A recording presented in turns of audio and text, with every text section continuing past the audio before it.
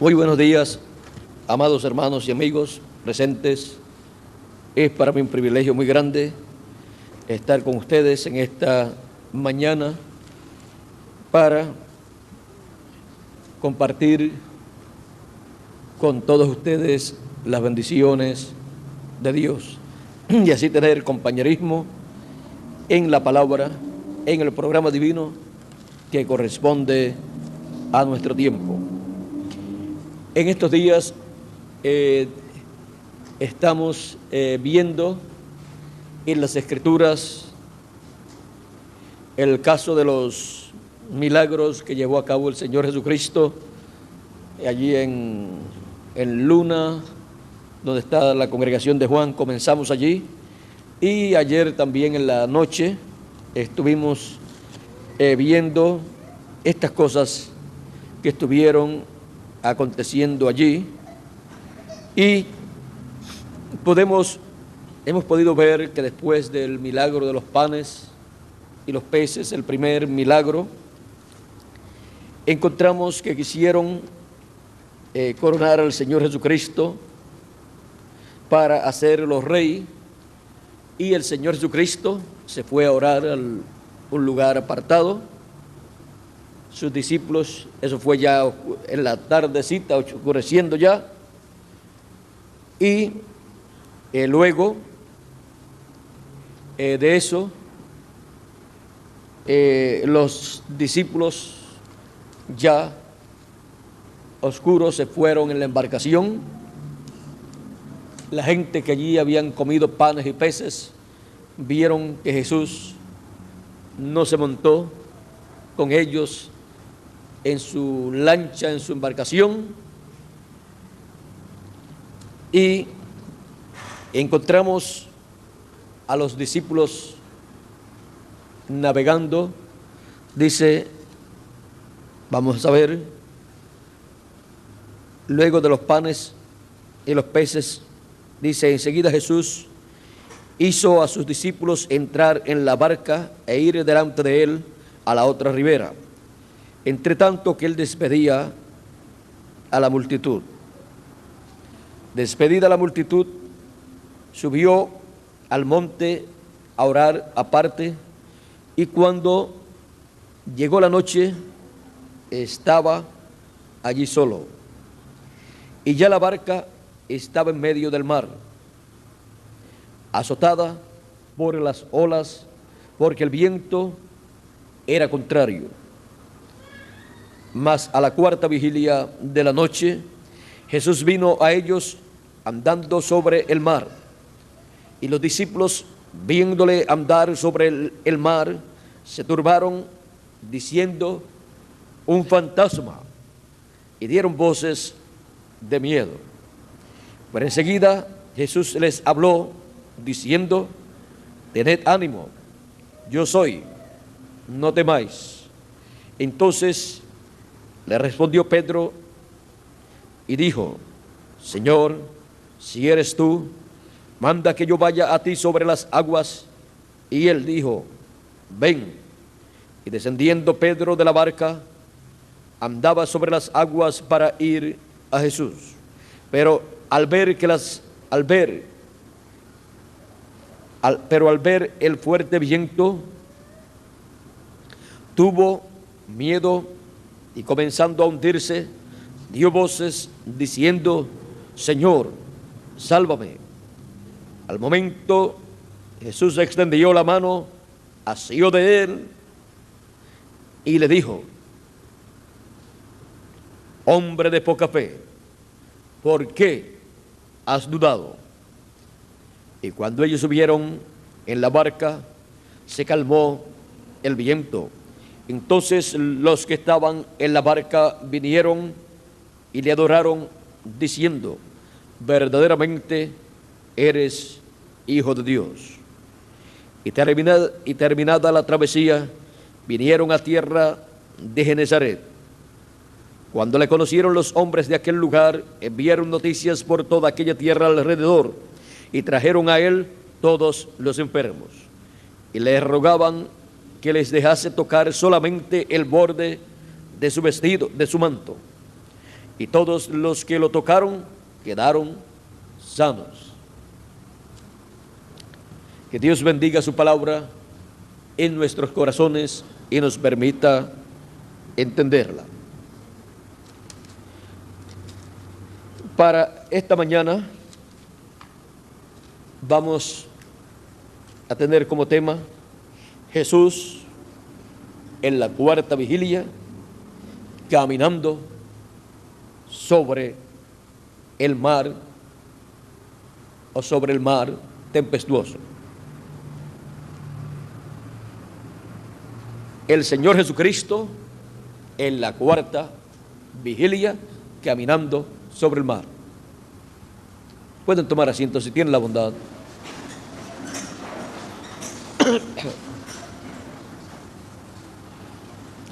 Para poder comprender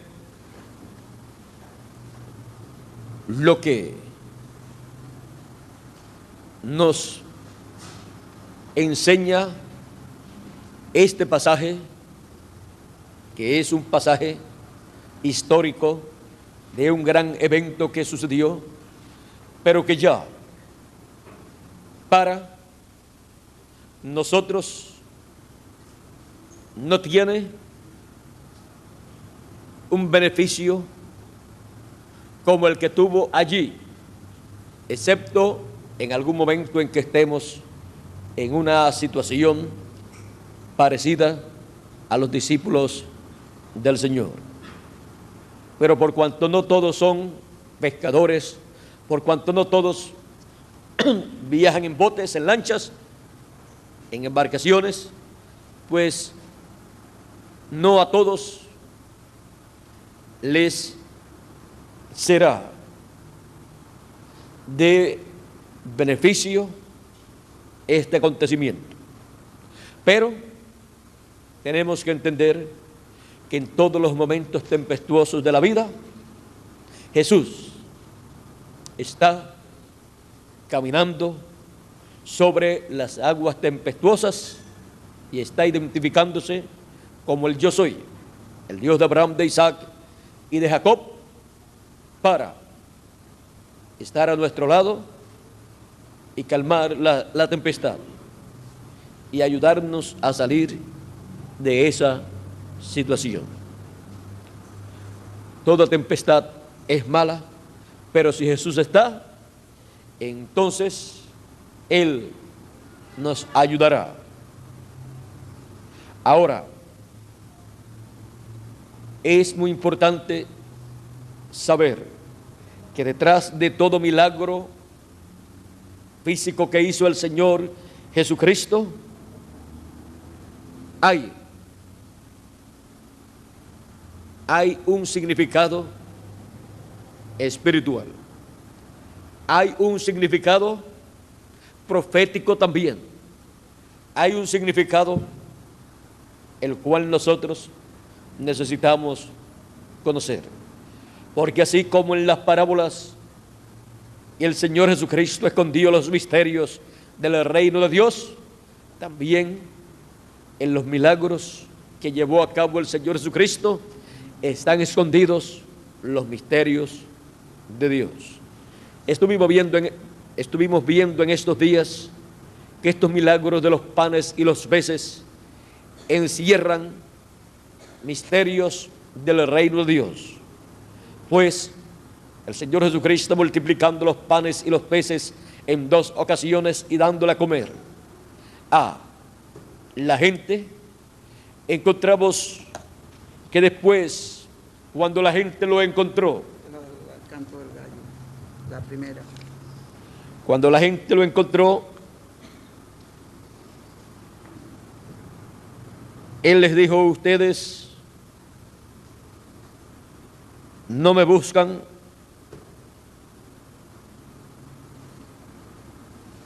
por las señales, sino porque ustedes comieron. Ustedes comieron y se saciaron. Así es que la causa para ustedes buscarme es una causa física, es la causa del alimento físico para el cuerpo. Pero no trabajen ustedes por la comida que perece, sino por la que a vida eterna permanece. Ahí le mostró otra comida, le mostró otro alimento para vida eterna. Aquel alimento que él multiplicó es figura del alimento que a vida eterna permanece. Así como el maná que el pueblo hebreo recibió por 40 años en el desierto, del cual aquellas personas que vinieron a Jesús le dijeron: nuestros padres comieron pan del cielo, pues Dios les dio pan del cielo. Jesús les dijo a ellos que ellos no habían comido pan del cielo, sino que ellos el verdadero pan nunca lo habían comido, el cual el Hijo del Hombre les daría. Y les dijo: yo soy el pan vivo que he descendido del cielo, y el que come de este pan vivirá eternamente. Ven como el maná que cayó del cielo por 40 años para el pueblo hebreo es tipo y figura del pan vivo que descendió del cielo, o sea, es tipo y figura de Cristo, la palabra. Porque no solamente de pan literal vivirá el hombre, sino de toda palabra que sale de la boca de Dios. Deuteronomio capítulo 8, verso 3, y San Mateo capítulo 4, verso 4, y San Lucas capítulo 4, verso 4, cita el Señor Jesucristo en los Evangelios: no solamente de pan vivirá el hombre, sino de toda palabra que sale de la boca de Dios. Y en Deuteronomio, miren ustedes, Dios le dice al pueblo ahí, le dice al pueblo, para no leer mucho, el verso 3 dice: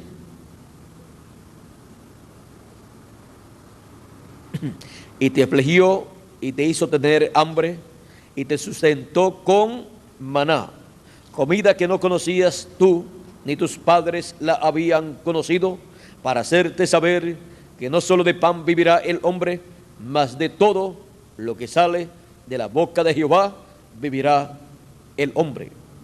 Todo lo que sale de la boca de Jehová, o sea, toda palabra que sale de la boca de Dios. Y la boca de Dios son los profetas de Dios. Por eso es que Dios dice y a Moisés, aquí vamos a ver cuál es ese pasaje. Deuteronomio capítulo 18, verso 15 dice: profeta de en medio de ti, de tus hermanos como yo, te levantará Jehová tu Dios, a él oiréis. Le dice Moisés al pueblo hebreo, y ahora le va a explicar cómo es que él supo que Dios iba a levantarle profeta al pueblo hebreo como Moisés. Sigue diciendo: conforme a todo lo que pediste a Jehová tu Dios en Horeb el día de la asamblea, diciendo: no vuelva yo a oír la voz de Jehová mi Dios, ni vea yo más este gran fuego, para que no muera. Y Jehová me dijo: han hablado bien en lo que han dicho, profetas les levantaré en medio de sus hermanos como tú, o sea, como Moisés, y pondré mis palabras en su boca. ¿Dónde pondrá Dios sus palabras? En la boca del profeta. Y él les hablará todo lo que yo le mandare. ¿Cómo es que el pueblo escuchará la voz de Dios? Por medio del profeta, donde Dios coloca su palabra. Mas a cualquiera que no oyere mis palabras que él hablar en mi nombre, yo le pediré cuenta. Y cualquiera que no escuche la palabra de Dios, la cual Dios ha colocado en la boca del profeta de esa edad o de esa dispensación, Dios le va a pedir cuenta. Ahora, este pasaje donde se cumplió en toda su plenitud fue en el Señor Jesucristo. Y todos los demás profetas que vinieron antes de él fueron tipo y figura del Señor Jesucristo. En cada profeta estuvo una porción de la palabra de Dios colocada en la boca y el corazón de cada profeta. Cuando recibía el profeta la palabra, esa palabra llegaba al corazón del profeta, se hacía carne en su vida, en su corazón, y luego ese profeta encontramos que había recibido los pensamientos divinos que le habían sido revelados a ese profeta. Y luego ese profeta entonces tenía la orden divina de hablar esa palabra. Habla. Dios ponía en su corazón, o sea, en el alma, porque con el corazón, con el alma es que se cree para justicia, pero luego con la boca se confiesa para salvación. Tenía que confesar esa palabra que había recibido, que había creído, que Dios le había dado. Y luego, cuando la hablaba, el pueblo la escuchaba, y dice la Escritura, y el que es de Dios, la palabra de Dios oye. Mis ovejas oyen mi voz y me siguen. Así es la forma de Dios hablarle a su pueblo, a sus hijos, colocando su palabra, sus pensamientos, que son su palabra, colocándolos en el alma, en el corazón del mensajero que él tiene para cada edad y para cada dispensación. Por eso tenemos la palabra de Dios. ¿Y cómo vino a la raza humana? Por medio de los hombres de Dios, de los profetas de Dios, donde Dios colocó su palabra en el corazón de ellos, y ellos hablaron esa palabra. Y toda palabra que venga para el pueblo en el tiempo final viene en esa misma forma. Hemos visto cómo vino la palabra para preparar al pueblo para la venida de Cristo, para la venida del Hijo del Hombre. Vino por medio del precursor de la segunda venida de Cristo, el cual, con el mensaje, la palabra que recibió de parte de Dios, estuvo precursando la segunda venida de Cristo. Por eso le fue dicho: tu mensaje precursará, introducirá la segunda venida de Cristo al mundo. Es esa palabra la que el pueblo está llamado a recibir. Pero para recibir esa palabra, automáticamente tiene que recibir el velo de carne del mensajero donde viene esa palabra.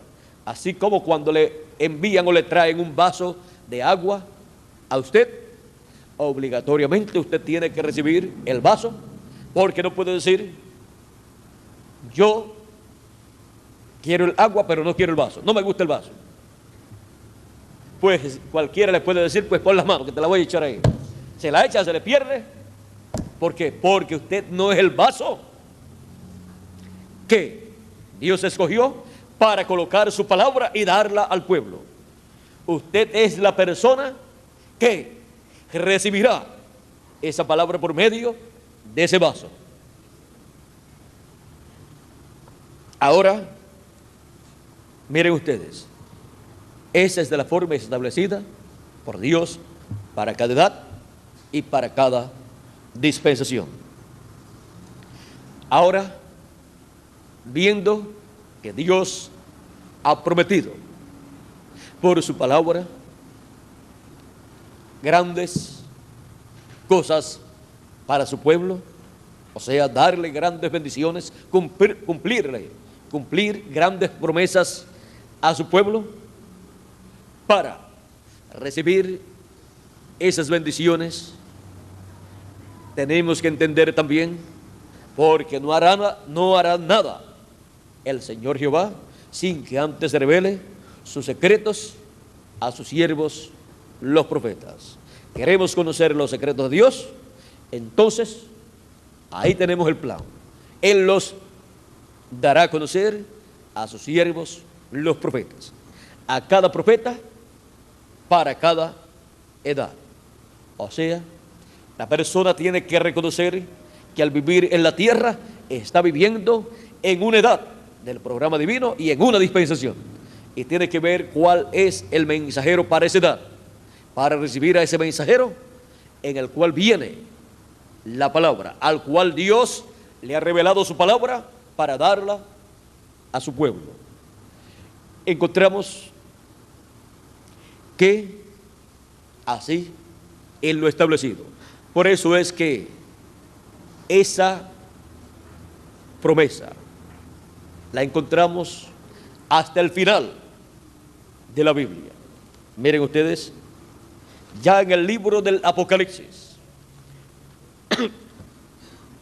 en el capítulo 22, verso 16 dice: yo, Jesús, he enviado mi ángel para dar testimonio de estas cosas en las iglesias.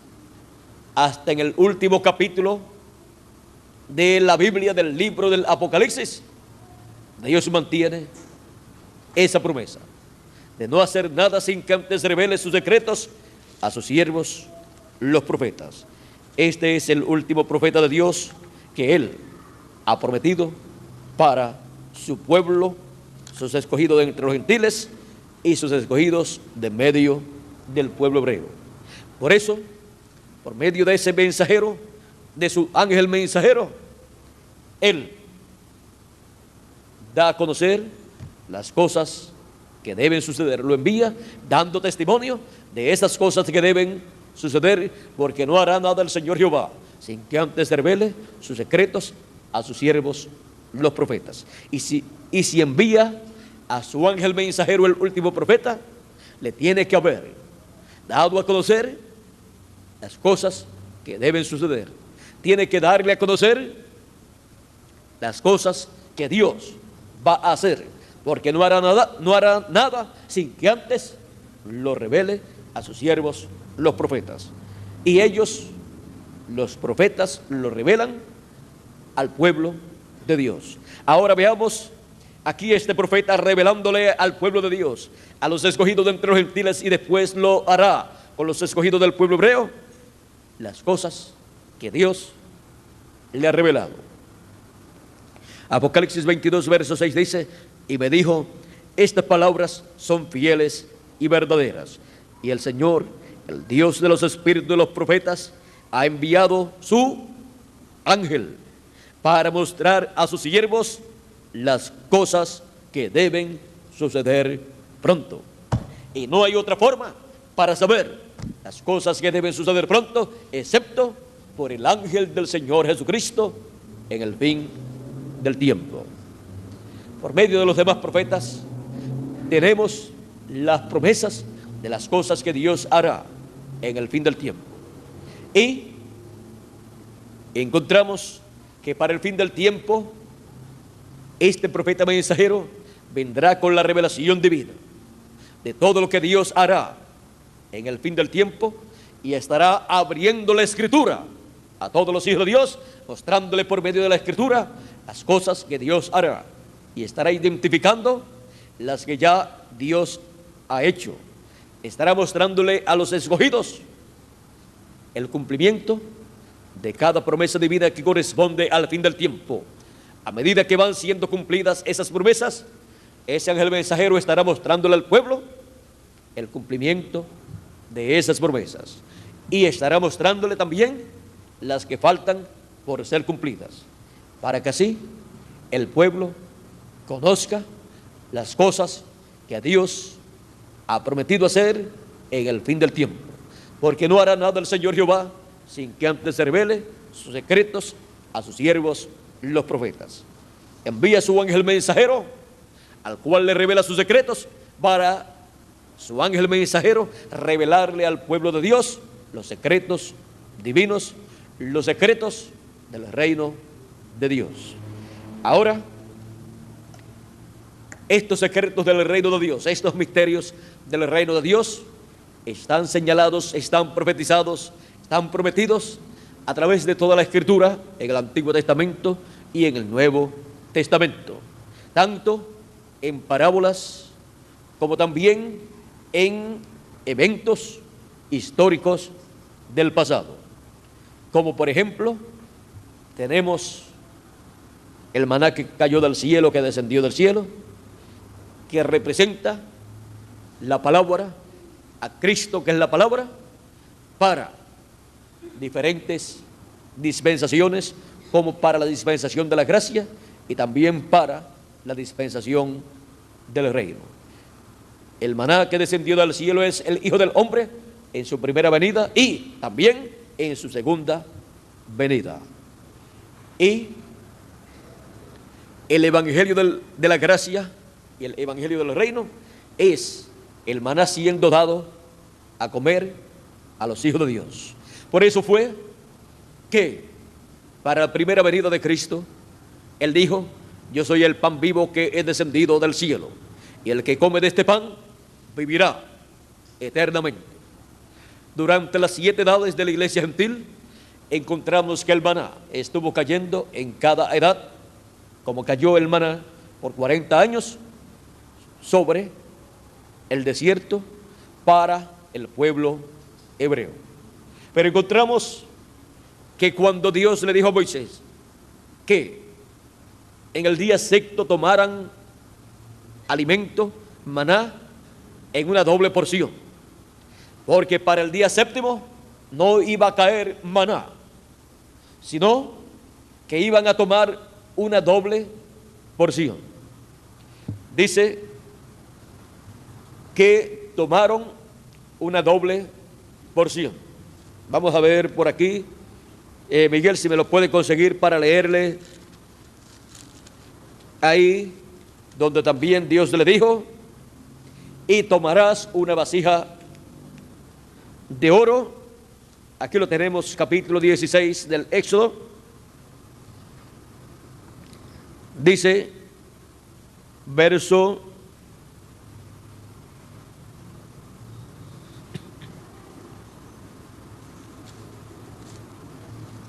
Vamos a leer un poquito antes.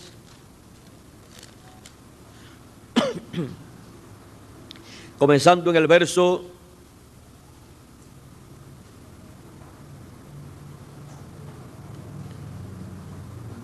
19, y les dijo Moisés, Éxodo capítulo 16, verso 19 en adelante dice, y les dijo Moisés: ninguno deje nada de ello para mañana. O sea, durante los primeros 5 días caería maná del cielo todas las mañanas, pero tomarían, dice, tomarían un gomer por cada persona, tomarían un gomer por cabeza por cada persona, según lo que pudiera comer, y no guardarían nada para el otro día. Dice, mas ellos no obedecieron a Moisés. De seguro pensaron, y si mañana no cae maná, se quedan los niños sin comida. Oh, y si mañana me da con dormir un poquito más. O sea, ahí estaban los dormilones y también estaban los incrédulos a que Dios les daría alimento en el otro día también. Así es que hay 2 grupos ahí que a ninguno de ellos ustedes deben pertenecer, ni a los incrédulos que no creen que Dios proveerá. Todos tienen que ser como Abraham, como el padre de la fe, que dijo cuando Isaac le preguntó: mira, aquí tenemos la leña, traemos también el fuego, tenemos el fuego. Oye, y el animalito, el corderito, ¿dónde está? Hijo mío, Dios proveerá. Y para la redención, para la salvación, Dios proveyó a un cordero, al Cordero de Dios, el Señor Jesucristo, cuando no había en la tierra un corderito, un cordero digno, un hombre digno para morir por la raza humana, porque todos habían pecado y estaban destituidos de la gloria de Dios. Por lo tanto, por mejor voluntad que una persona pudiera tener, no era digna para Dios aceptar su sacrificio por el pecado de la humanidad y con su sangre quedar limpio de pecado toda persona. No lo había, pero Dios proveyó. Dios se proveyó un cuerpo creado en el vientre de María, y ahí estaba el corderito de Dios, el Cordero de Dios, que quitaría y que quitó el pecado del mundo. Gracias a Dios, porque Él es Jehová proveerá. No sé si es Jehová Jireh,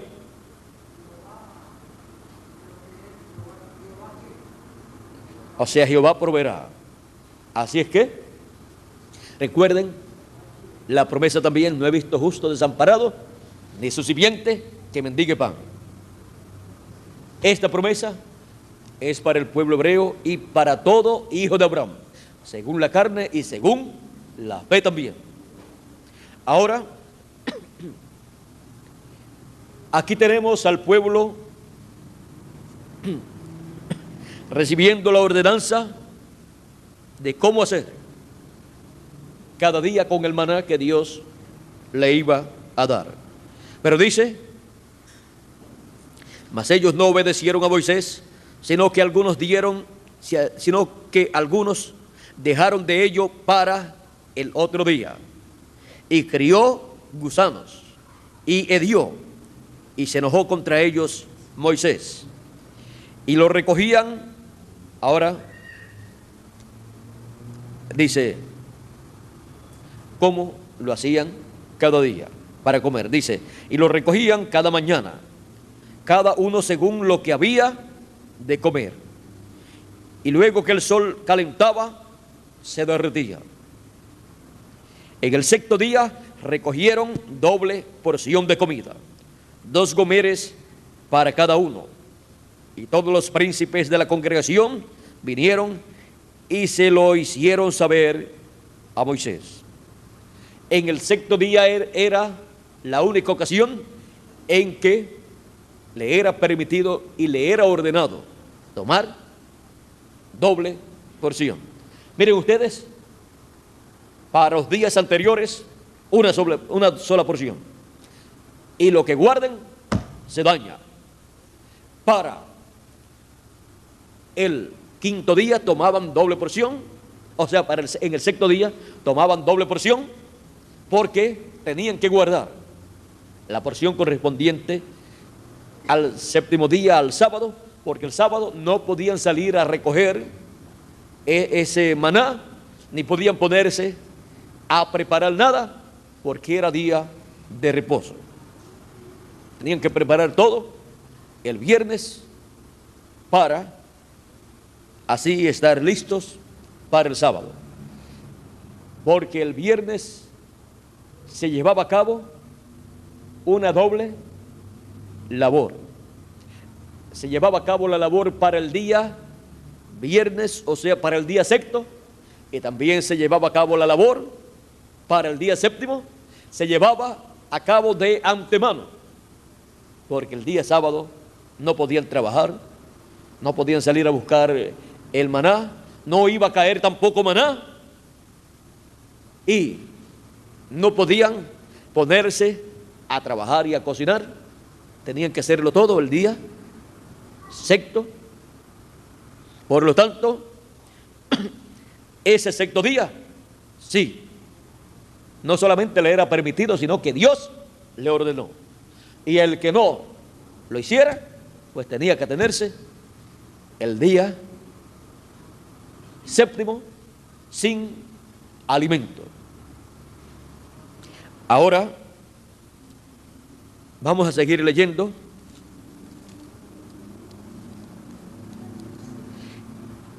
Y él les dijo, esto es lo que ha dicho Jehová. Les dijo Moisés, mañana es el santo día de reposo, el reposo sagrado a Jehová. Lo que habéis de cocer, cocedlo, ¿cuándo? Hoy, o sea, el viernes, el sexto día. Y lo que habéis de cocinar, cocinadlo, y todo lo que os sobrare, guardadlo para mañana, ya preparado. Y ellos lo guardaron hasta la mañana, según lo que Moisés había mandado. Y no se gusanó, ni hedió, porque ese venía especial, para poder ser usado una porción para el séptimo día. Y dijo Moisés, comedlo hoy, porque hoy es día de reposo para Jehová. Hoy no hallaréis en el campo. 6 días lo recogeréis, mas el séptimo día es día de reposo. En él no se hallará. Y aconteció que algunos del pueblo, incrédulos por supuesto, o que no habían recogido la doble porción, y aconteció que algunos del pueblo salieron el séptimo día a recoger, y no hallaron. Y Jehová dijo a Moisés, ¿hasta cuándo no queréis guardar mis mandamientos y mis leyes? ¿Por qué? Porque ese día era de descanso. No podían salir a recoger, era de descanso, por lo tanto, salir a recoger el maná, traerlo y luego cocinarlo, era trabajo. Estaban violando el reposo. Aunque ellos dijeran, tenemos niñitos y tenemos que darle de comer y nosotros creemos que Dios es bueno y que Dios da el maná. La fe no la podían usar en esa forma contraria a la palabra.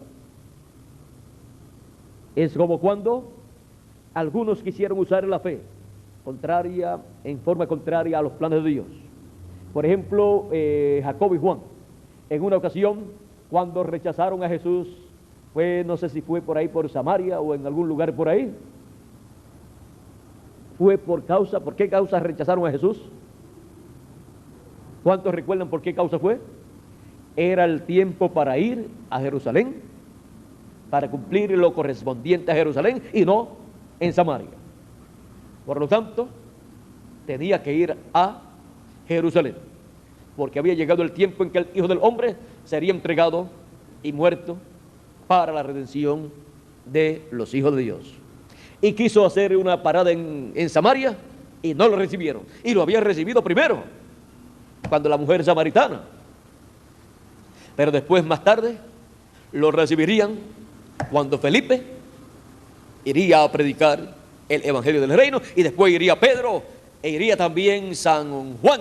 San Juan también fue, pero cuando rechazaron a Jesús, era porque tenía que ir a Jerusalén para cumplir su muerte allí para la redención de todos los hijos de Dios.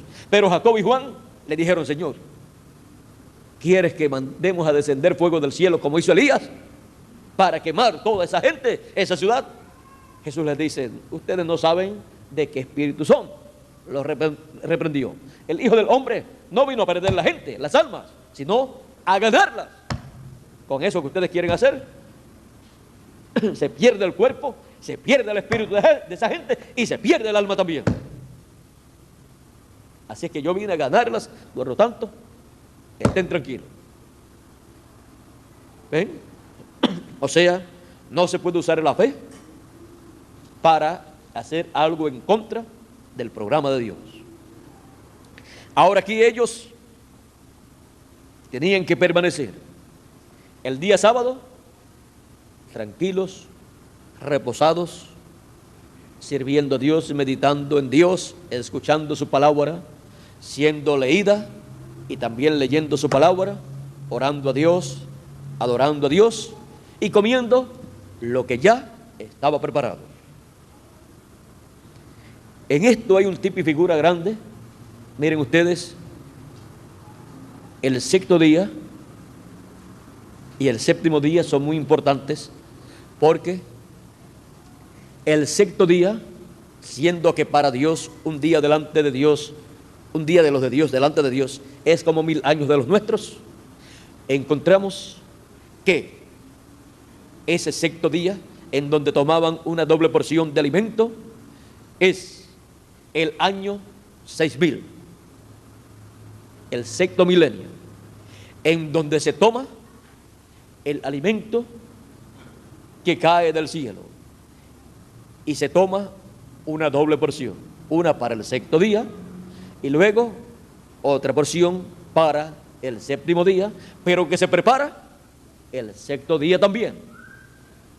Y ya lo que se comieron el sexto día, pues ya no le sirve para el séptimo día, pero lo que quedó guardado, preparado ya, es para el séptimo día. Y el alimento espiritual para los hijos de Dios, que en el sexto milenio cae, una parte se lo comen en el sexto milenio, pero otra parte es guardado para el séptimo milenio. Otra parte es guardada de ese alimento espiritual para ser alimentado el pueblo en el glorioso reino milenial. Ahora podemos ver que durante las 7 edades de la iglesia gentil cayó alimento espiritual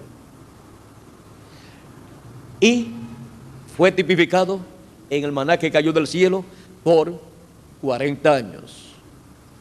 Luego encontramos que el alimento que el pueblo se comió durante las 7 edades de la iglesia gentil es el mensaje del evangelio de la gracia. Pero miren ustedes cómo en el sexto milenio, en el fin del tiempo, se recoge la porción que corresponde al séptimo milenio y se prepara. Y ese es el mensaje del evangelio del reino para la dispensación del reino, para comer todos los hijos de Dios. Y pueden comer de ese alimento. Miren ustedes, vean esto bien, pueden comer de ese alimento desde la tarde, porque desde la tarde ya está listo. Desde la tarde del sexto día, ahí encontramos que se entrelaza la tarde del séptimo día. Encontramos que por cuanto los días comienzan en la tarde, cuando se llega a la tarde, ahí se está terminando un día de edad o de dispensación y está comenzando un nuevo día. Por eso Dios ordenaba que el pueblo hebreo el día viernes en la tarde, o lo que diríamos nosotros viernes en la tarde del viernes, nosotros decimos que es cuando ya cae el sol del día del viernes y ya decimos llegó la tarde. Pues la tarde que llega y la noche que llega no es del viernes sino del sábado. Ya la tarde y la noche del viernes ya la vivieron antes de salir el sol o la luz del viernes. Ahora, por cuanto en la tarde se entrelazan las edades y las dispensaciones y los días, miren ustedes, ya desde la tarde, ya caído el sol, caída la tarde del viernes, ya se comenzaba el sábado. Por eso el cordero que tenían que preparar y los panes y todo lo que tenía que preparar el pueblo hebreo, lo tenía que preparar el viernes para cuando llegara ya la caída del sol, todo estuviera preparado, y de ahí en adelante lo que podían comer era lo que habían ya preparado y no podían ponerse a cocinar. No, si es que llegué tarde del trabajo y ahora es que yo voy a cocinar a las 7 de la noche o a las 10 de la noche. No, estaba violando ¿qué? El descanso, el día de reposo. Estaba en contra de Dios. Y Dios estableció que el que lo violara moriría. Así es que si encontraban a cualquiera trabajando el día de reposo, estaba sentenciado a muerte. Ahora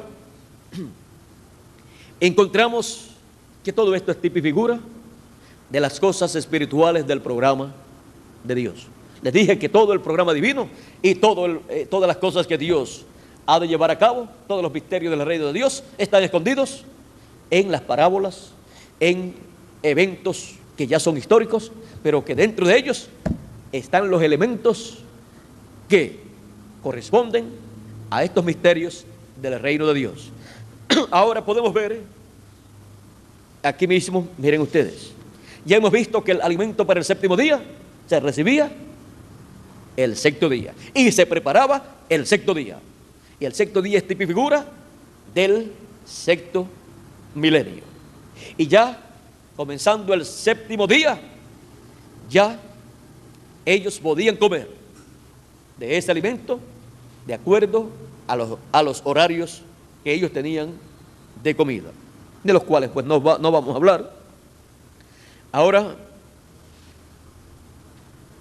sigue diciendo, Jehová dijo a Moisés: ¿hasta cuándo no queréis guardar mis mandamientos y mis leyes? O sea, aquellos que se fueron a buscar maná el día sábado estaban violando los mandamientos y leyes de Dios. Mirad que Jehová os dio el día de reposo, y por eso en el sexto día os da pan para 2 días. Estése pues cada uno en su lugar, y nadie salga de él en el séptimo día.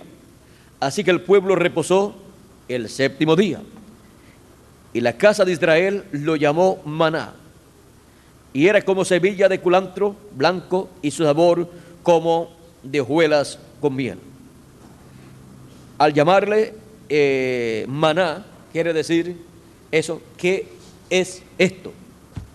O sea, es un nombre de una pregunta. Preguntando significa ¿qué es esto? Porque no sabían el nombre, y ese fue cuando preguntaron ¿qué es esto? Bueno, ese es el nombre. Le pusieron ese nombre y así se quedó. O sea, le pusieron un nombre que significa ¿qué es esto? Igual que al hijo de Abraham, el hijo prometido.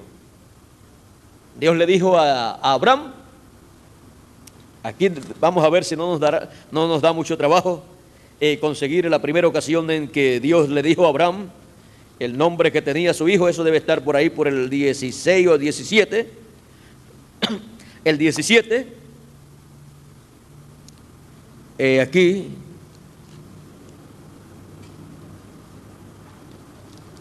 bueno,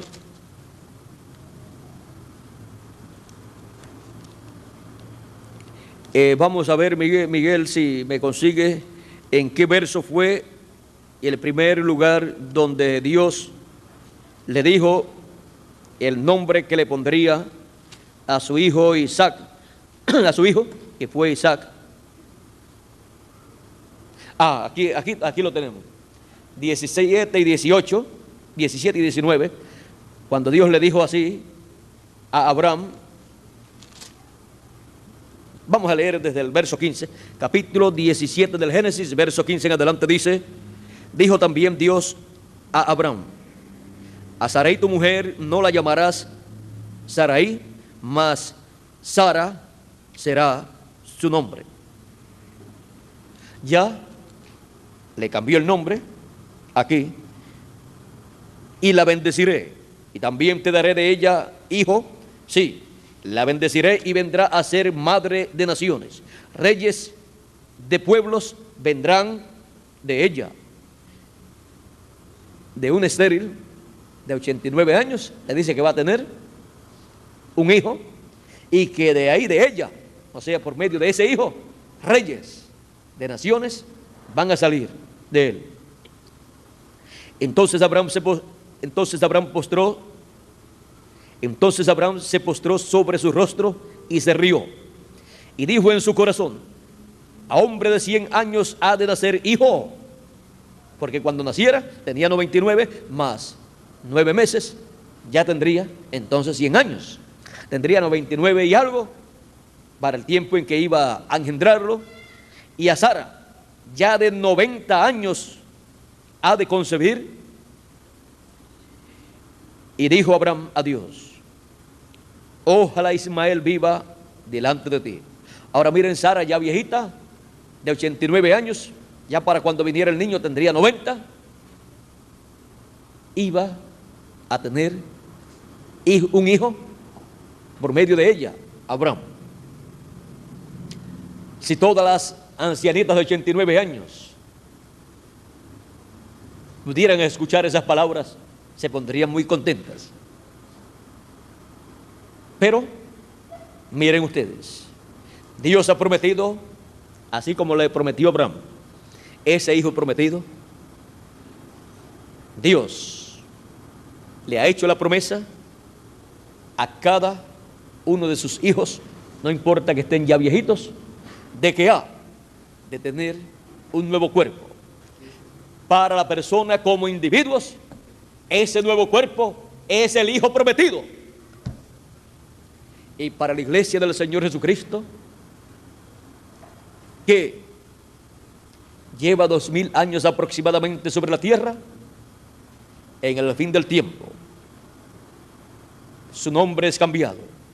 Ella es rejuvenecida y el nombre de Cristo, el nombre nuevo, o sea, Cristo, al tener un nombre nuevo también, por medio de su iglesia, cumple su promesa de la venida del Hijo prometido, que es la venida de Cristo.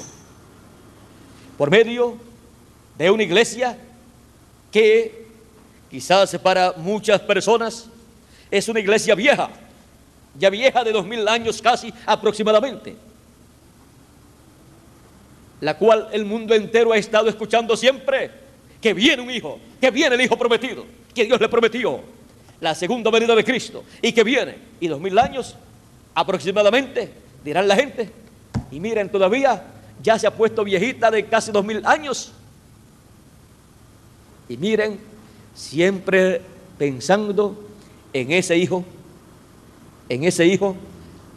la segunda venida de Cristo. Pero Dios se rejuveneció a Abraham y a Sara, puso jovencitos de nuevo, con un nombre nuevo a cada uno, y entonces vino el Hijo prometido. Eso es lo que hace para el cumplimiento de la segunda venida de Cristo.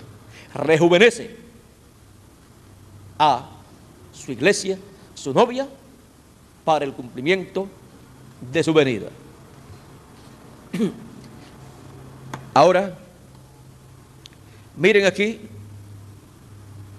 Abraham, aquí se recordó de su hijo Ismael, y dice, porque aquí todas las bendiciones las está hablando Dios para Isaac, y Abraham se recuerda de Ismael y dice, y dijo Abraham a Dios, ojalá Ismael viva delante de ti, porque si vivía delante de Dios, sirviendo a Dios, las bendiciones de Dios vendrían sobre Ismael, siendo Ismael simiente de Abraham.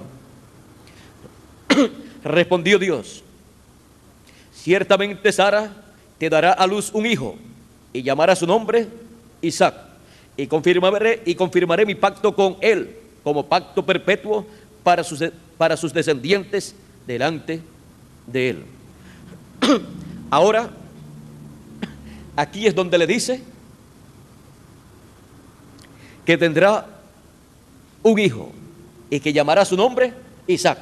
Ya Abraham se había reído, pero una risa buena. Es como Miren ustedes, es como cuando las noticias de que hemos llegado a la edad de la piedra angular y dispensación del reino, edad y dispensación en donde los muertos en Cristo resucitarán y los vivos seremos transformados, nos reímos de alegría, de gozo. Hemos llegado al tiempo, al ciclo divino, donde vamos a recibir el cumplimiento de esa promesa. ¿Y quién podrá reír con más alegría que nosotros? Nadie. Los demás que no conocen este misterio podrán decir: como van los tiempos, dentro de muy poco tiempo moriremos, ya pasaremos de esta tierra a descansar y vendrá otra generación. Pero nosotros decimos: hemos llegado al tiempo en que Dios resucitará a los muertos en Cristo y transformará a nosotros que estamos vivos. Es tiempo de jubileo, es tiempo de reír, pero con una risa que sea el producto de la fe que está dentro de nuestro corazón. Dice la Escritura en Hebreos capítulo 11 que Abraham nunca dudó lo que Dios le dijo con desconfianza, sino que creyó a Dios y le fue contado por justicia. Así es que esta risa fue de alegría.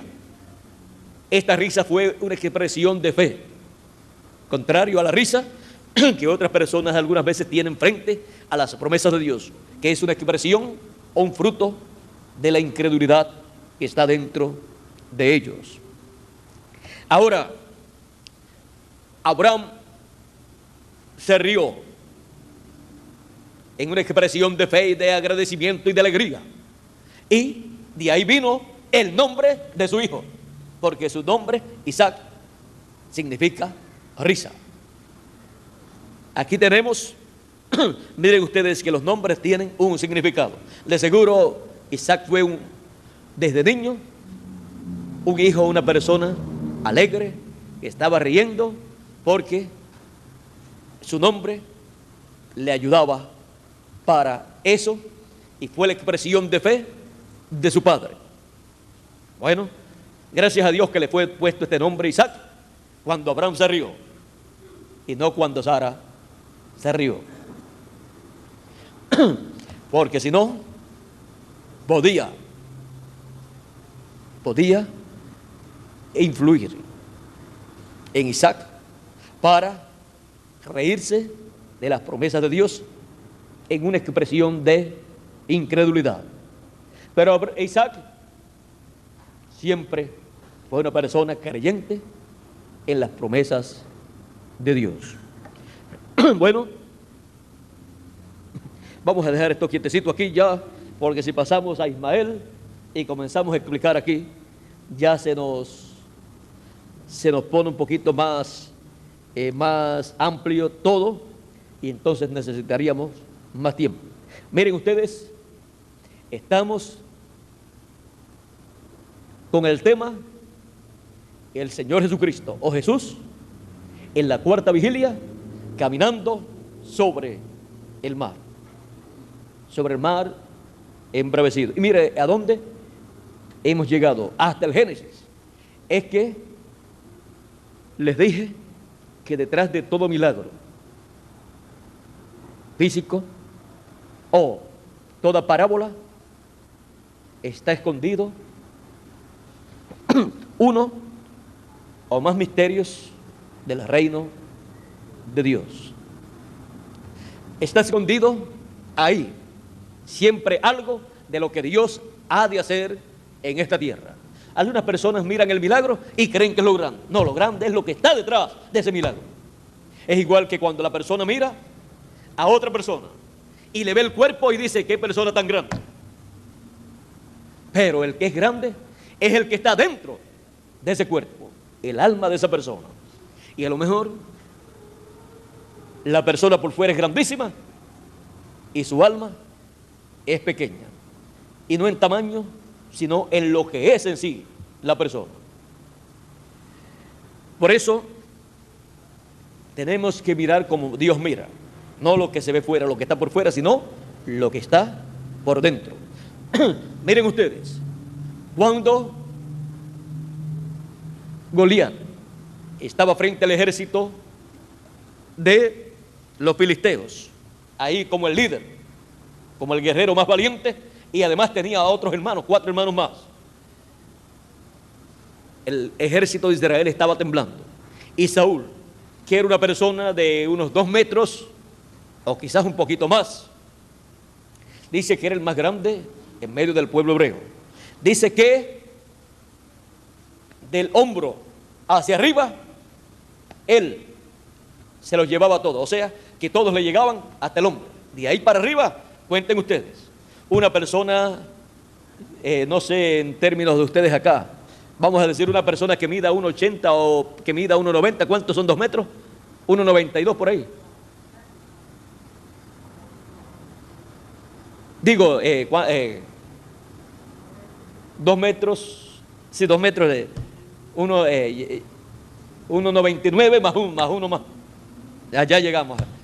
Es que como nosotros no usamos allá las medidas de metro, pues una persona que medía 1,90, pues le faltaban 10 centímetros, vamos a decir, o más, le llegaba al hombro, así es que era muy grande Saúl. Para no exagerar mucho, vamos a decir que medía 2 metros, y 2 metros bastante. Un hombre de 2 metros, pues es bastante alto. Todos los demás, el más alto, le llegaba al hombro. Ahora, encontramos que cuando salió Goliat, dejó de ser el más alto y dejó de ser también el más valiente. Porque si hubiera sido el más valiente, o si hubiera seguido siendo valiente, hubiera ido a enfrentar al gigante. Pero ahí lo que se necesitaba era un hombre grande de verdad, pero grande en la forma en que Dios dice que un hombre es grande. Y para eso se necesitaba un hombre conforme al corazón de Dios, porque el más grande es Dios. Por lo tanto, tenía que ser conforme al corazón de Dios, un hombre conforme al corazón de Dios. Y cuando apareció el hombre más grande, apareció con unos quesos y unas cositas para sus hermanos, y quizás un bastoncito o un palo de pastor, o sea, un cayado y una honda. Y ahí estaba el hombre más grande.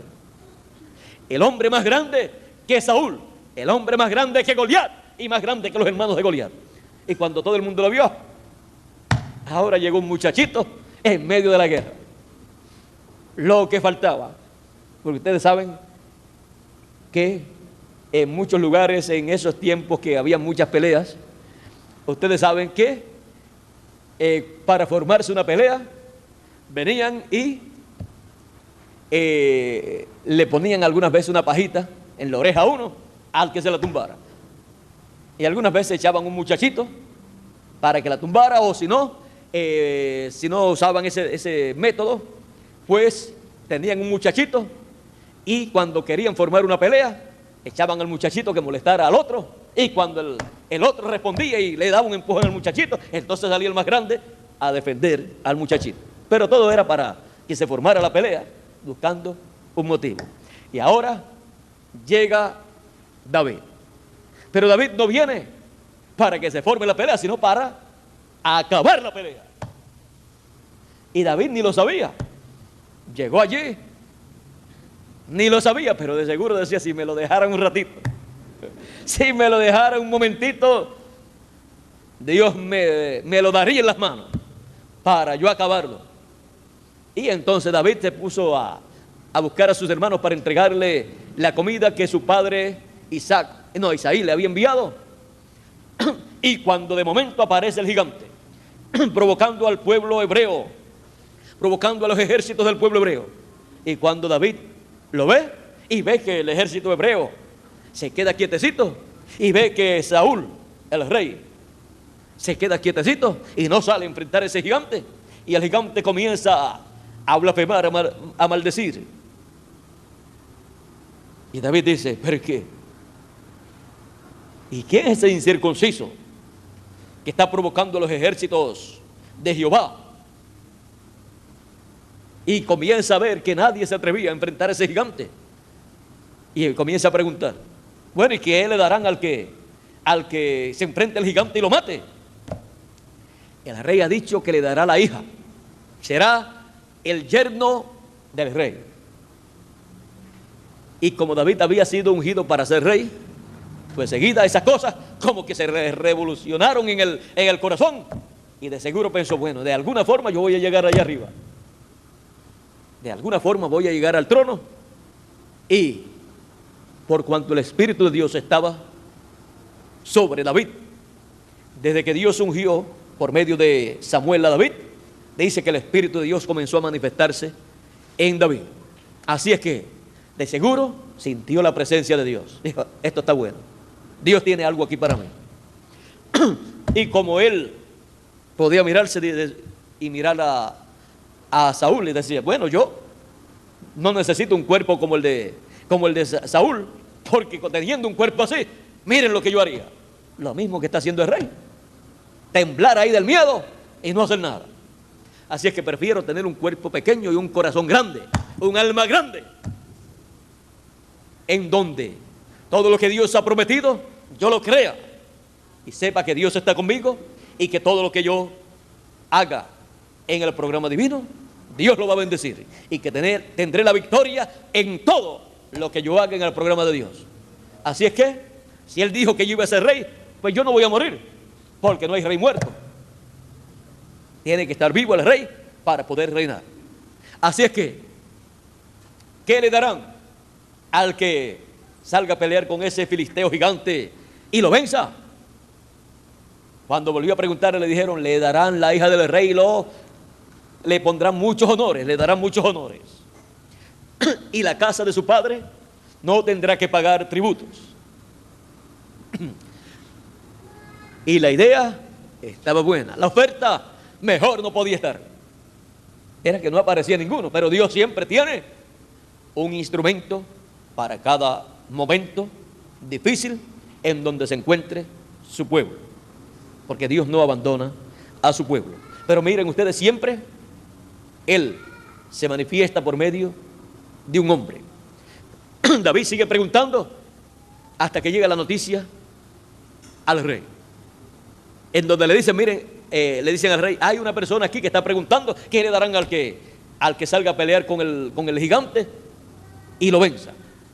¿Cómo que hay uno? Por fin llegó uno. Nadie había preguntado. Por fin llegó uno. Traigan acá a esa persona. Cuando lo ve, ay, si es un muchachito. Cuando los grandes, ni el mismo rey se atrevía, había un muchachito que estaba dispuesto a enfrentar el reto en el nombre del Señor. Miren ustedes, cuando los panes y los peces, cuando nadie tenía alimento, había un muchachito también. Niños y jovencitos, recuerden que Dios los puede usar a ustedes poderosamente en su obra, en el tiempo en que ustedes viven, poniéndose en las manos de Dios, creyendo sus promesas. Porque cuando los grandes se acobardan, Dios levanta a los pequeños que tienen un corazón grande y que lo creen todo lo que Dios ha dicho y los usa poderosamente. Por eso es que Él dice que seamos como niños, porque el niño cree y el niño cree lo que Dios dice en su palabra. Ahora Saúl le dice, hijo, tú eres un niño y no estás entrenado en asuntos de guerra. Lo vio con su cayado y con su honda. No tienes ni espada, y si no tienes espada, de seguro ni sabes usarla. Pero David le dijo, yo voy.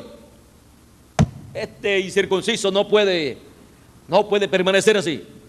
Ha estado provocando a los ejércitos de Jehová. Yo en el campo, y le comenzó a decir su experiencia que había tenido en donde Dios había estado con él. Cuando el oso o el león o la fiera que fuera tomaba a una ovejita mía, yo se la quitaba. Y se levantaba que no me la quería soltar, yo lo agarraba por la boca y lo mataba. O sea, le abría la boca, se la sacaba, y si se levantaba en contra mía, mataba al oso o al león, a lo que fuera. Lo podía hacer o con las manos o con su onda. Pero dice, y el Dios que me libró de las garras del león y del oso, y de la boca del león y del oso, me va a librar de este otro, porque era un animal, eso era un gigante. Así es que a ese gigante, de ese gigante Dios me va a librar. Así es que no hay ningún problema, mi rey. Bueno, pues vamos, ya que aquí pues el entrenamiento que hemos tenido no sirve aquí frente a este gigante, y tú crees que vas a vencerlo, y por lo que has contado has tenido éxito por la fe que tienes y no por el entrenamiento que nosotros tenemos. Vamos a ver, entonces, vamos a juntar la fe tuya con lo que nosotros tenemos. Le montaron la armadura, esas armaduras que pesan muchísimo, y el muchacho no podía ni caminar con ella, parecía un robot. Y David dijo, pongo esto, me engancha en la lanza esa y salgo volando y llego a donde papá antes de tiempo. Quíteme en esta cosa, que yo no sé caminar con eso. Yo nunca fui entrenado para esto, nunca fui entrenado para ser un militar así con estas vestiduras. Más bien había sido entrenado para pelear con fe y por la fe, creyendo en las promesas de Dios, creyendo que Dios le daría la victoria, usando cosas sencillas, una honda, un cayado y así por el estilo. Ahora, le quitaron todo y ahora dijo, ahora sí que me siento bien. Pero no te vayas, toma la espada y toma la lanza y toma... Pero, en un momentito, permítame ir al río un momentito. Quizás pensaron que este muchacho ahora cogió miedo. Así es, que se va a lavar la cara o no se sabe qué va a hacer para el río. Pero ¿qué va? Fue a coger unas piedrecitas, 5 piedrecitas bien lisas, bien preparaditas, porque una persona que usa ondas y sabe usarla bien, sabe escoger bien las piedras que va a usar. Uno que no sabe, agarra cualquier piedra y cuando la tira para allá, coge para acá. Pero él las escogió que fueran en línea recta. Ahora, cogió 5, ¿por qué? ¿Le iba a tirar 5 piedras a Goliat? No, es que Goliat tenía 4 hermanos más. La fe de David era para obtener la victoria, vencer a Goliat, y si se levantaba otro, vencerlo también. Así es que, de seguro, David había escuchado la noticia que Goliat tenía otros hermanos allí, y de seguro cada vez que Goliat se levantaba, los hermanos a la parte allá atrás también se levantaban y se veían aquellas palmas de coco allá levantadas y bien grandotas, y el pueblo hebreo de seguro estaba temblando, hasta el rey. El único que no estaba temblando, que no tenía miedo, era David. A lo mejor pensaban, bueno, porque no sabe no sabe lo que está pasando ni lo que significa esto. No sabe que si Goliat lo pisa con un solo pie, lo aplasta. Porque pesaba de seguro una más de, vamos a poner por no exagerar, alguna media tonelada, 1000 libras. Si un caballo, un animal pesa como ¿cuántas? 600 a 800 libras, depende del tamaño. Hay algunos que pesan, esos caballos que tienen las patas gruesas y que son gruesos, pesan yo creo que hasta 1 tonelada o media tonelada o 1 tonelada. Así es que aquel animal tan grande, Goliat, ¿cuánto pesaría? Era descendiente de la serpiente. Así es que vamos a ver qué pasó aquí. David lo miró y él no tuvo ningún miedo. Más bien David, frente a ese problema, lo que dijo: aquí está la oportunidad mía. Yo, con el nombre del Señor, con el nombre de Jehová y con la unción que tengo para ser rey, ese animal, ese gigante no me va a durar ni la primera batalla. Así él pensó. Él no pensó estar mucho rato peleando. Más bien, él pensó en acabarla rápido para darle la oportunidad a los otros hermanos de Goliat si querían salir también. Es que David tenía prisa por llegar al trono. Así es que cuando surge la oportunidad hay que aprovecharla bien, como dice Miguel, porque la oportunidad es calva, dice Miguel, sin pelo, y solamente tiene un mechoncito a la parte de atrás. Y cuando pasa, si usted, en la delante o atrás, al frente, y cuando pasa, cuando está frente a usted, si no la agarra por ahí, la oportunidad, cuando ya le pasa y trata de agarrarla, dice Miguel que la parte de atrás es lisa, no tiene por dónde agarrarla, se le fue la oportunidad y no vuelve. Así es que David iba a aprovechar esa oportunidad. Y cuando le dan el permiso para ir a enfrentarse a Goliat, miren ustedes, ese permiso no era fácil conseguirlo, porque significaba que si David perdía esa batalla, el pueblo hebreo venía a ser tributario de los filisteos, y no se sabía también la pela que le dieran, si mataban al rey o mataban a algunos, o no se sabía cuáles eran los planes.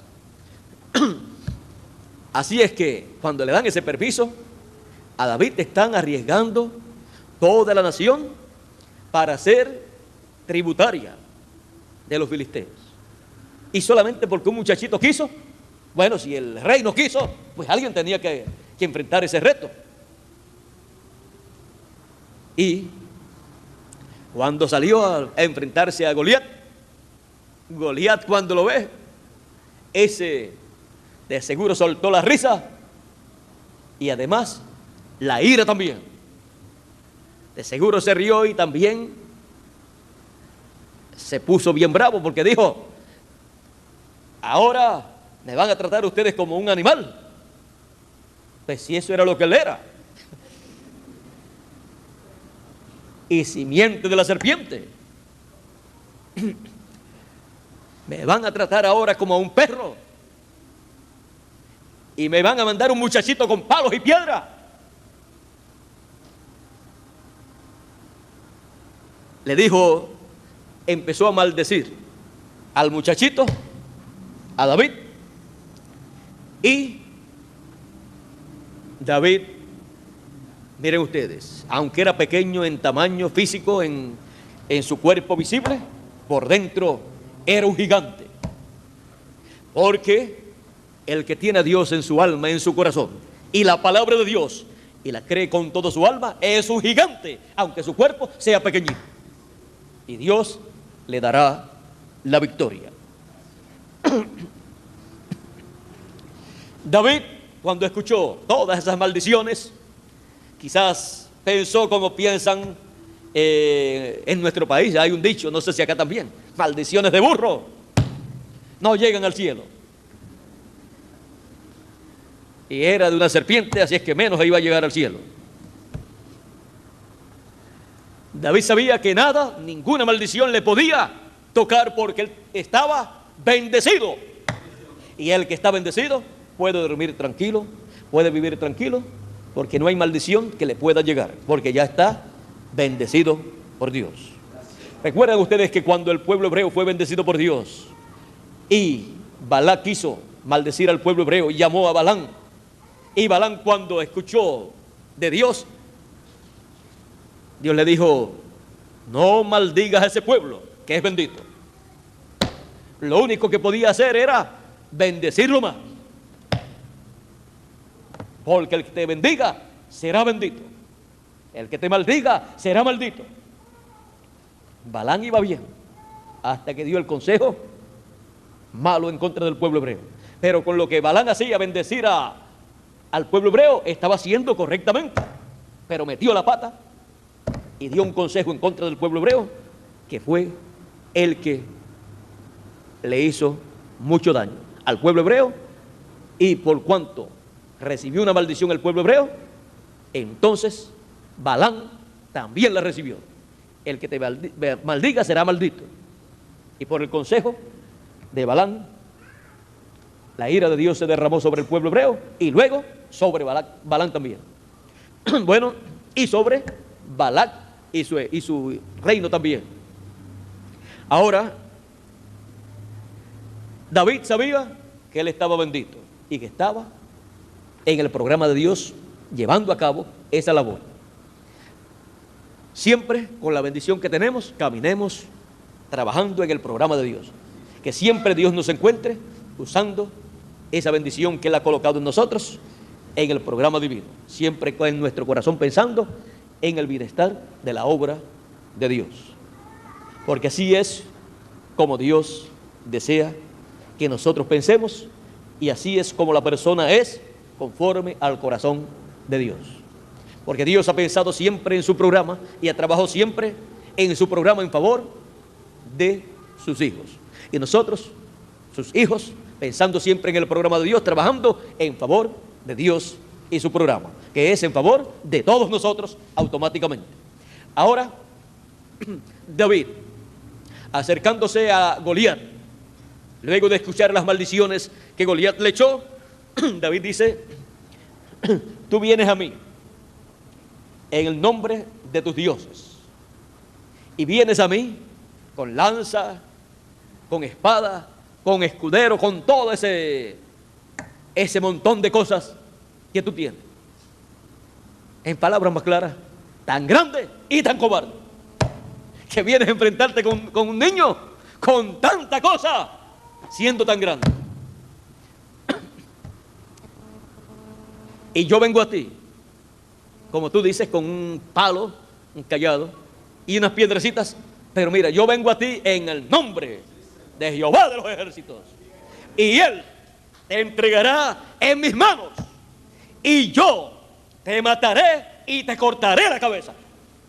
Eso parecía raro, porque viene con un palo y con una onda y unas piedrecitas, y ahora Goliat, cuando escucha eso, dice: para colmo está loco, para colmo mandan un muchachito loco, porque no trae espada, no trae nada, y dice que me va a cortar la cabeza. Es que David, cuando vio que Goliat venía, vio que venía con una lanza y también con una espada. ¿Y dónde estaba la espada con la cual David le iba a cortar la cabeza a Goliat? Pues la tenía Goliat. El arma que iba a usar o que tenía el enemigo, David la iba a usar en contra del enemigo cuando lo derribara, cuando lo matara. Ahora, cuando Goliat, pensando que iba a jugar con ese muchachito, viene con su lanza y viene con su escudero también, caminando hacia adelante. Y como algunas veces hacen algunos para espantar los animalitos, las gallinas o algún muchachito, a lo mejor sacudió los pies y caminó para adelante. Dijo: aquí se va a espantar y va a salir corriendo, pero lo voy a enganchar en la lanza por haberme provocado. Y dijo: y te voy a enganchar en la lanza y te voy a subir, no sé si dijo, a un árbol, arriba del árbol, para que las aves vengan y te coman allá arriba. O sea que no te van ni te van a enterrar. Vas a hacer comida de las aves. Pues saben ustedes que eso es lo que dice Dios en Apocalipsis que va a hacer en la guerra que está ahí establecida. A las aves le va a dar por comida a sus enemigos. Ahora, Dios va a hacer lo que quería hacer Goliat con David. O sea, porque al que mata espada, a espada morirá. Goliat quería matar a David con lanza y espada. David lo iba a matar con una piedrecita, pero después iba a usar la espada para cumplir lo que había dicho. Ahí David está profetizando, el Espíritu de Dios estaba sobre David. Está profetizando, y miren, un muchachito profetizando de un evento que va a suceder, de un evento en donde David tenía la parte principal, porque Dios estaba en David. Iba a ser la victoria no de David, sino de Dios a través de David. Y cuando Dios está en la escena, aunque sea en una persona pequeñita, la victoria es segura. Ahora, David le dice todo lo que le va a hacer en el nombre de Jehová. Camina el gigante hacia adelante, hacia David, y David, en vez de irse corriendo, en vez de decir, oye, yo desde allá no te veía tan grande, pero discúlpame, fue que me equivoqué. No, David salió hacia adelante también, se cuadró para la batalla, sacó su honda, sacó su piedra, empezó a darle vuelta, y antes que Goliat lo enganchara en la lanza, ya David le había enganchado una piedrecita en el único lugar que tenía descubierto, en la frente. Y así se enterró esa piedrecita en la frente de Goliat, cayó, y al caer David salió corriendo, le sacó la espada y le cortó la cabeza. La levantó, la mostró y salió huyendo el ejército de los filisteos. Oye, ¿qué haría el escudero? El escudero no se sabe ni a dónde llegó. Cuando vio al gigante, o salió corriendo o lo aplastó el gigante. No se sabe, no se vio más, así es que no se sabe si lo aplastó el gigante cuando cayó. Bueno, así terminó esa etapa tan importante de la vida de David. Comenzando las batallas de Jehová de los ejércitos, Dios batallando, peleando a través de un velo de carne, pequeñito, un jovencito, pero al cual Dios había ungido con su espíritu. Ungido con su espíritu, David obtuvo la victoria y obtendría todas las victorias, obtendría todas las batallas, obtendría la victoria en todas las batallas, porque Dios estaba con él, estaba en él, para llevarlo al trono, conforme a la promesa dada por Dios a Samuel y dada por Samuel a David. Así es que miren ustedes, cuando eso sucedió, qué alegría para Saúl y para todo el ejército. Pero después, cuando comenzaron a cantar, Saúl mató los miles, y Saúl de seguro se puso contento cuando escuchó eso. Creyó que ya se lo habían cantado en otras ocasiones quizás, y ahora de seguro, cuando escuchó esa primera parte, dijo, oye, me están cantando de nuevo. Sí, Saúl mató los miles, pero David los 10,000. Ay, aquí ahora sí que lo único que falta es que le den el trono también y mi corona.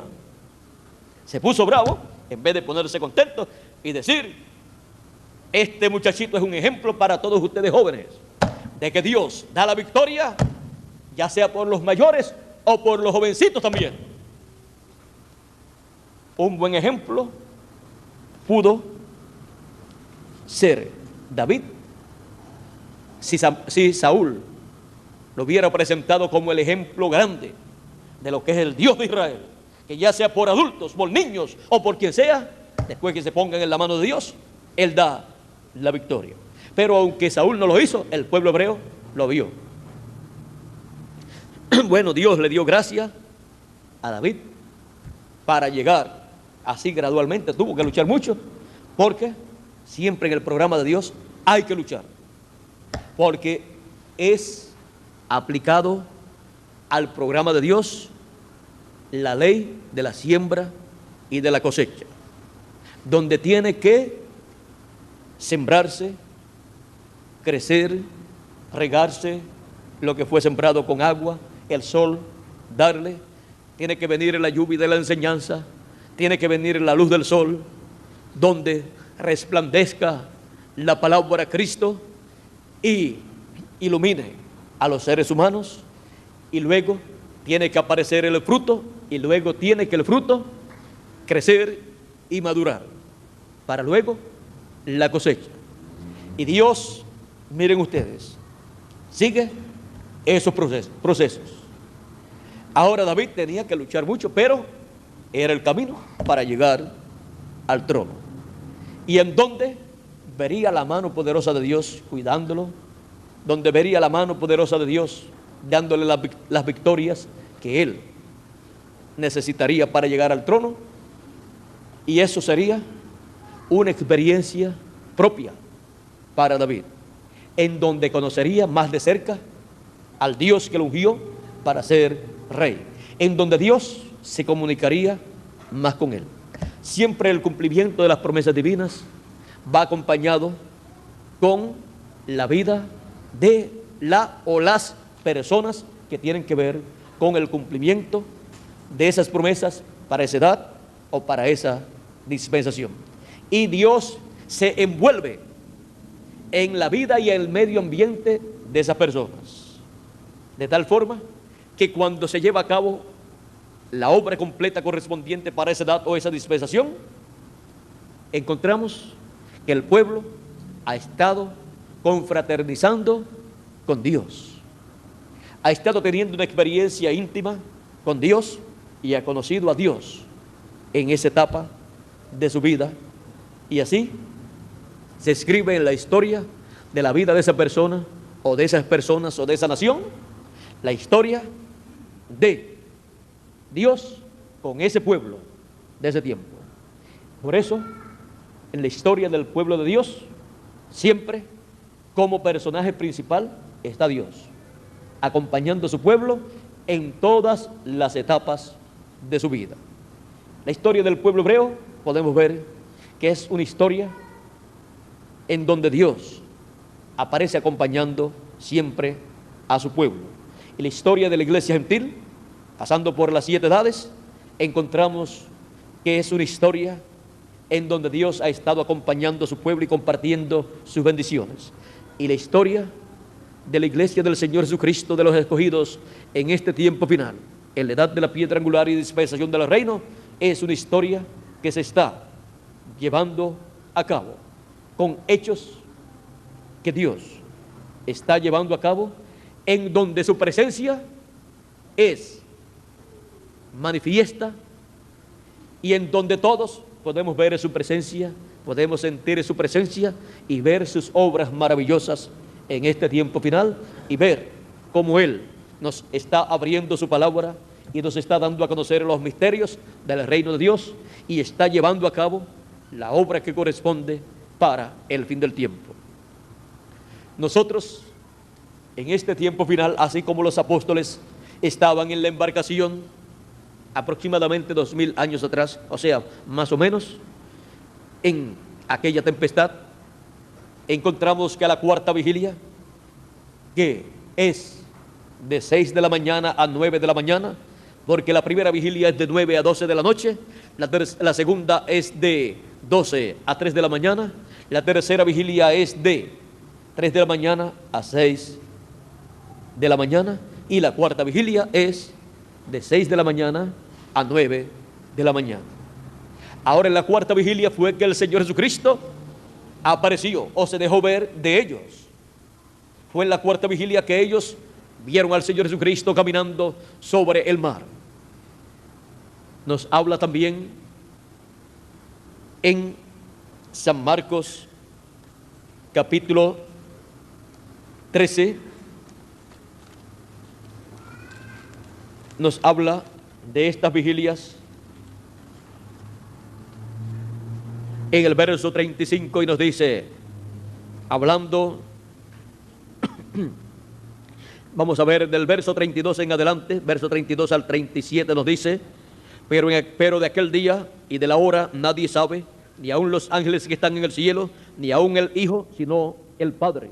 O sea, está hablando de la venida del Hijo del Hombre para el fin del tiempo. Dice, mirad, velad y orad, porque no sabéis cuándo será el tiempo. O sea, cuándo será el tiempo, cuándo será la vigilia.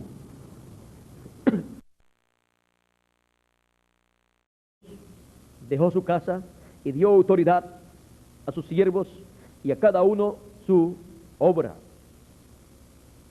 Y al portero mandó que velase. Velad pues, porque no sabéis cuándo vendrá el Señor, porque no sabéis cuándo vendrá el Señor de la casa. Si al anochecer o a la medianoche, o al canto del gallo, o a la mañana, para que cuando venga de repente no os halle durmiendo. Y lo que a vosotros digo, a todos lo digo: velad. Velad, ¿por qué? Por la venida del Señor. Ahora dice, porque ustedes no saben si será al anochecer, tampoco saben si será a la medianoche, o sea, no saben si será a esa medianoche o si será al canto del gallo, que canta por ahí de 3 a 6 de la mañana, o de 4 a 6 de la mañana, canta, o a la mañana. Ahora, estas etapas son las mismas etapas que están divididas en vigilia. La primera vigilia, de 9 a 12. La segunda vigilia, de 12 a 3 de la mañana. La tercera vigilia, de 3 de la mañana a 6 de la mañana. Y la cuarta vigilia, de 6 de la mañana a 9 de la mañana. Ahora, estas vigilias, por ejemplo, cuando se habla de 7 vigilias, se habla de las 7 edades de la iglesia gentil. Cuando se habla de estas 4 vigilias, tenemos que ver que la primera vigilia de estas que se habla aquí, de 9 a 12 de la noche, corresponde a la quinta edad de la iglesia gentil, en donde Lutero apareció. La vigilia de 12 a 3 de la mañana nos habla de la sexta edad de la iglesia gentil, donde apareció Juan Wesley. En todas esas vigilias estaban esperando, estaban vigilando, pero no vino en esas vigilias. Luego la vigilia de 3 de la mañana a 6 de la mañana, la edad de la Odisea, la séptima edad de la iglesia gentil, donde fue enviado William Marion Branham. Pero dice, o a la mañana. La vigilia de la mañana es la edad de la piedra angular, en donde la dispensación del reino se abre. Por eso encontramos en el mensaje del rapto, el precursor de la segunda venida de Cristo nos dice que el rapto será de 6 a 9 de la mañana. ¿Por qué? Porque está señalando que es en la cuarta vigilia, que es en el ciclo divino que dice el Señor, o a la mañana. La venida del Hijo del Hombre está señalada para la mañana de una nueva edad y de una nueva dispensación. Fue en la mañana, en la vigilia de la mañana, la cuarta vigilia, en que los discípulos vieron al Señor Jesucristo caminando sobre el mar y pensaron que era un fantasma. Tras de una tempestad, ahora un fantasma. Ellos pensaron, ya estamos muertos, ya estamos viendo fantasmas. Pero el Señor Jesucristo les habló y les dijo, yo soy. El yo soy apareció caminando sobre las aguas. Cuando aparece el yo soy, encontramos que viene para resolver los problemas de sus hijos. Viene para cumplir lo que Él ha prometido para ese tiempo. Ellos pensaron que era un fantasma, pero les dijo, yo soy. Pedro dijo, pues si tú eres, di que yo vaya a ti caminando sobre las aguas también. Pero después que caminó, luego de la invitación de Jesús, dudó al ver las olas tan grandes y se hundió. Y aunque era un buen pescador, con una tempestad tan grande, se hundía y salía, se hundía y salía, y no podía ya resistir. Él decía: Señor, sálvame que perezco, porque se hundía cuando las olas le caían encima, no se veía, y cuando ya pasaba la ola, se veía nuevamente, y clamaba: Señor, sálvame que perezco. ¿Y cómo nos hundía el Señor Jesucristo? Jesús le dio la mano y le dice: hombre de poca fe, ¿por qué dudaste? Encontramos que es en la cuarta vigilia, en la etapa en donde ya las 3 vigilias anteriores, que representan la edad luterana, la edad wesleyana y la edad pentecostal, han pasado.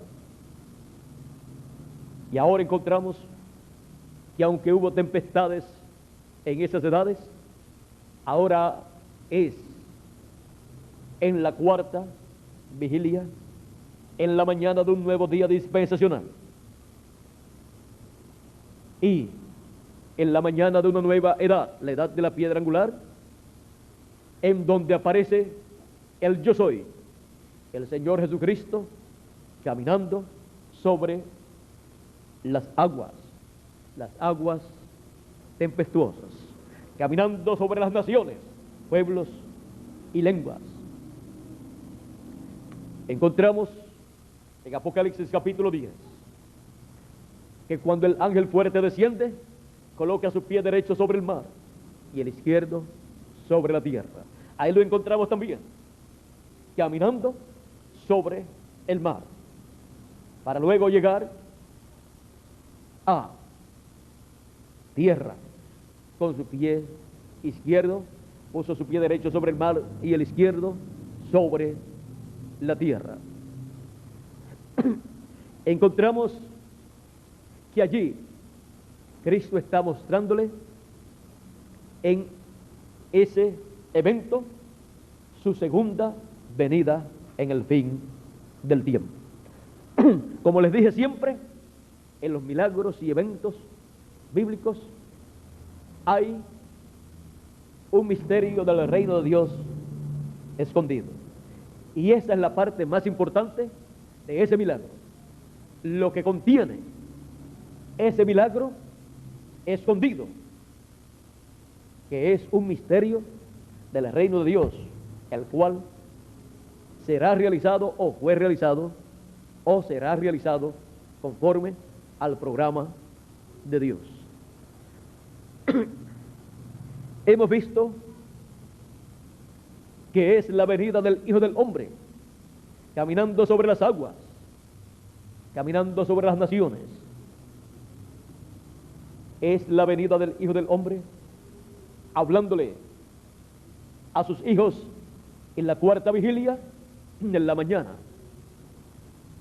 de la dispensación del reino, en la mañana de una nueva dispensación, y también en la mañana de una nueva edad, la edad de la piedra angular. El yo soy, el mismo que le apareció a Abraham, a Isaac, a Jacob, a Moisés, al pueblo hebreo, el mismo que estuvo con los profetas y le habló a los profetas, el mismo que estuvo aquí en tierra en carne humana 2000 años atrás, el mismo que descendió al día de Pentecostés, el mismo que le apareció a Saulo de Tarso en el camino a Damasco y le dijo: yo soy Jesús, a quien tú persigues, el mismo que acompañó a cada ángel mensajero y usó a cada ángel mensajero en cada edad, el mismo ángel del pacto, la misma columna de fuego, el mismo yo soy, está en la cuarta vigilia, caminando sobre las aguas en este tiempo final, visitando a sus escogidos que en el fin del tiempo están en su embarcación, pero que las tempestades de las naciones pueden afectarla, pero por la palabra de Cristo todo es bendición para los escogidos de Dios, y las tormentas se convierten en paz para los escogidos de Dios. Él sosiega las tormentas para los escogidos de Dios en la mañana de la cuarta vigilia, y traerá a los muertos en Cristo resucitados, y a nosotros los que vivimos nos transformará.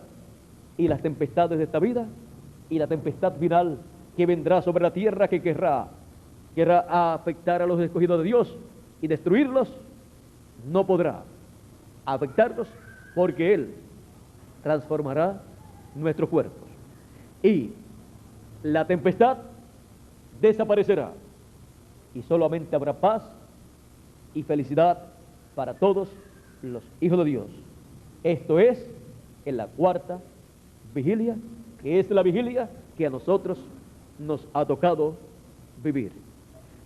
La cuarta vigilia es la edad de la piedra angular y la dispensación del reino en su comienzo, en donde, así como a través de la historia hemos visto a Cristo, al yo soy, manifestado en cada edad y en cada dispensación, ahora lo podemos ver en la cuarta vigilia más claramente, porque en la cuarta vigilia es que amanece. Por lo tanto, aunque al principio los discípulos pensaron que era un fantasma, luego a medida que Él les habló y la luz del sol del nuevo día fue alumbrando más y más, y Él calmó la tempestad y vino la luz, lo vieron y vieron que era Él, y dijeron: vamos a ver.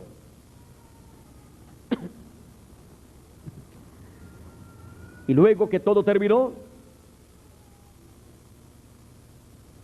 en el verso 33 dijeron: verdaderamente eres hijo de Dios. Vieron que era verdaderamente el Hijo de Dios. Vieron que el Hijo del Hombre era el Hijo de Dios. Y en el fin del tiempo, en la venida del Hijo del Hombre, los escogidos en la cuarta vigilia verán que es el Hijo del Hombre e Hijo de David, para sentarse en el trono de David. Miren ustedes todo lo que podemos ver aquí en aparentemente un milagro que hizo el Señor Jesucristo en un momento de apretura por el cual pasó aquel grupo de discípulos de Jesús luego de la multiplicación de los panes y los peces. Luego que ya todo había terminado y habían comido todos, vino ese momento difícil. Ahora podemos ver cómo está ahí escondido ese gran misterio del reino de Dios, de la segunda venida del Hijo del Hombre, en la edad de la piedra angular, representada como la cuarta vigilia, para así resolver el problema de los escogidos de Dios en el fin del tiempo, donde las aguas embravecidas quieren destruir a los escogidos de Dios con estas guerras y estas amenazas de una guerra atómica que destruiría toda carne. Pero dice Jesús: si aquellos días no fueren acortados, ninguna carne sería salva, mas por causa de los escogidos, aquellos días serán acortados. Para que así los escogidos reciban la transformación de sus cuerpos y la radioactividad que ha de caer, que ha de venir en la gran tribulación, juntamente con otras plagas, no pueda destruir a los escogidos de Dios, no puede destruir la embarcación de los escogidos de Dios, la embarcación de los discípulos del Señor Jesucristo en el fin del tiempo. Así es que podemos ver cómo podemos encontrar al Señor Jesucristo en la cuarta vigilia, actualizado en este tiempo final. Es el Señor Jesucristo el yo soy, el ángel del pacto, el ángel de Jehová, en la cuarta vigilia de la edad, que es la edad de la piedra angular, revelado, manifestado en su manifestación final. Así como se manifestó por medio de sus ángeles mensajeros en el fin del tiempo, por medio de su ángel mensajero de Apocalipsis, capítulo 22, verso 6, y capítulo 22, verso 16, y capítulo 1, verso 1. El capítulo 22, verso 16 dice: yo Jesús he enviado mi ángel para dar testimonio de estas cosas en las iglesias. Y miren ustedes cómo en el mensaje de este tiempo final, de la cuarta vigilia, de la edad de la piedra angular y dispensación del reino, cómo Cristo nos abre las Escrituras y nos muestra el misterio de su venida en el fin del tiempo, representada en la cuarta vigilia allá y representada en Apocalipsis capítulo 10, verso 1 al 11, y en Malaquías capítulo 4, verso 2: a los que temen mi nombre nacerá el sol de justicia, y en sus alas traerá salvación. Nacerá. Si nace, es en la mañana, y si es en la mañana, es de 6 a 9, y si es de 6 a 9, es en la cuarta vigilia. Bueno, en San Mateo capítulo 17, en el monte de la transfiguración, también su rostro resplandeció como el sol. Nos habla de la venida del reino de Dios, nos habla de la venida del Hijo del Hombre en la mañana de una nueva dispensación, en la cuarta vigilia, en donde, por la gracia de Dios, nos encontramos nosotros, y donde nos dice: despiértate, tú que duermes, levántate de entre los muertos, y te alumbrará Cristo. Te alumbrará Cristo caminando sobre las aguas en la cuarta vigilia, en las primeras horas del glorioso reino de Dios, en las primeras horas de la dispensación del reino, y en el comienzo de la edad de la piedra angular. Hemos visto cómo en la cuarta vigilia Dios mostró la edad de la piedra angular, mostró también la dispensación del reino, y también allá, cuando el maná, encontramos que el maná que tomaban en el sexto día, tomaban dos porciones, una para el sexto día y la otra porción para el séptimo día, la cual preparaban en el sexto día, que es figura de la palabra del mensaje para el glorioso reino milenial que se recibe en este tiempo final y que pasará al glorioso reino milenial, al séptimo día del reino milenial del Señor Jesucristo, para alimentar a todos los hijos de Dios. Y también la promesa de ese maná escondido que fue tomado en ese sexto día y guardado en el lugar santísimo. La promesa es: al que venciere, yo le daré a comer del maná escondido. Este maná escondido que fue tomado en ese sexto día, pero que no se lo iban a comer, sino que sería guardado en el lugar santísimo. Es el mensaje para el reino milenial y para toda la eternidad. Es el mensaje de la palabra de Cristo en la cuarta vigilia.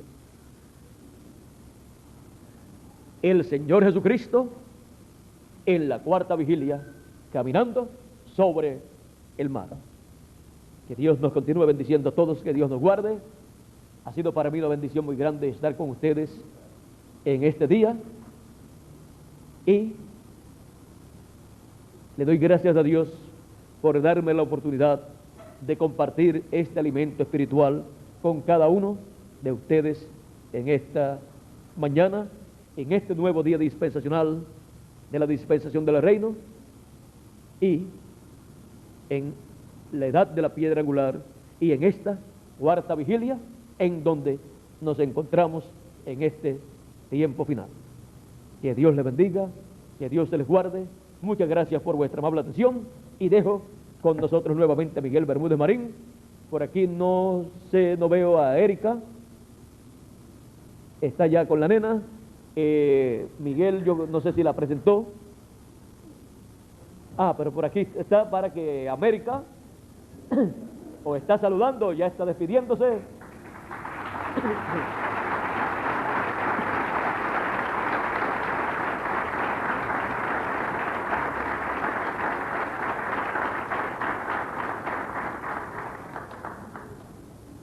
¿Tú te despides aquí? Vamos, dile adiós, saluda y aplauso.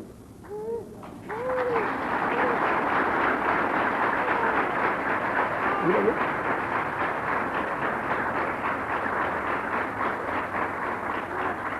Ahí. Ahora mira acá. Dile adiós. Ya, nos vamos. Dile adiós. Y un aplausito, da un aplausito. Y un aplausito. Duro, duro. Y besito, tírale besito. Besito, tira besito. Dale besito a los niños. Más besitos. Más besitos. Ahí tiro. Ahora dale una guiñadita a los cachorritos y a las cachorritas. Una guiñadita a las cachorritas. Ahora una...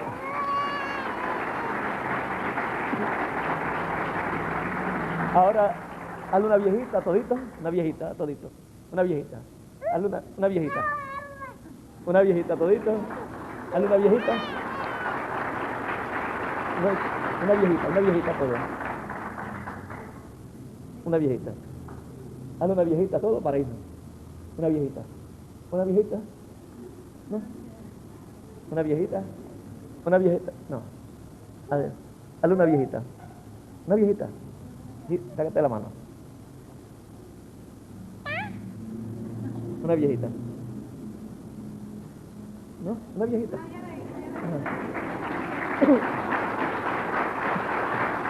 Un aplauso. Ahora para los cachorritos, hazle un leoncito para los cachorritos. Un leoncito. No, para los cachorritos, ¿cómo hace el león? Un leoncito. No, un leoncito. Un leoncito. Un leoncito para los cachorritos. Otro leoncito. Duro. Un aplauso.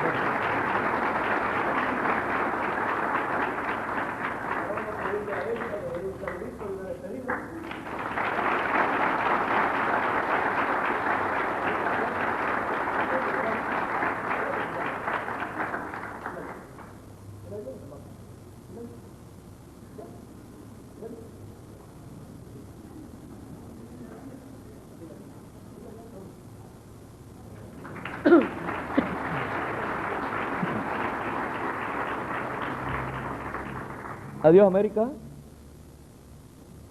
Bueno, los cachorritos vieron que es una cachorrita, una leoncita, y ella es muy alegre, muy contenta, y entiende y sabe ya, y cuando escucha el mensaje, también entiende, y hace muchas cosas que los mayores también hacen cuando nos reunimos para escuchar el mensaje. Bueno, Dios te bendiga, Erika, Dios te bendiga, América también, Dios te bendiga, y muchas gracias a cada uno de ustedes. Que el ángel del pacto, el Señor Jesucristo, les bendiga grandemente con las bendiciones del cielo y materialice, cumpla en cada uno de nosotros y en nuestra edad y nuestra dispensación toda promesa que corresponde a esta edad, a esta dispensación y a cada uno de nosotros. Muchas gracias y será hasta una próxima ocasión. Con nosotros nuevamente Miguel Bermúdez Marín.